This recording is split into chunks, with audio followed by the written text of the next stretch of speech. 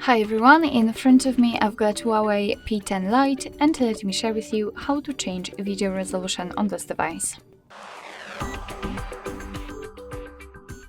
So let's start with opening the camera app. And currently we are in the standard photo mode, so we have to switch to the video one as the settings which will open are assigned to a specific mode. So let's tap on this video camera again, and now let's swipe your finger from the right side to the center to open the settings. As you can see at the top we've got the resolution, so let's tap on it, and here we've got the some options from which we can choose. So FHD, HD, which is currently applied, VGA, QVGA, and MMS.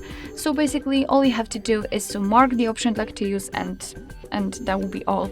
So let me pick, for example, this one. As you can see, it is immediately notified right here, which basically means that your device will immediately use the chosen resolution whilst recording the videos. Alright, so that will be all. Thank you so much for watching. I hope that this video was helpful, and if it was, please hit the subscribe button and leave the thumbs up.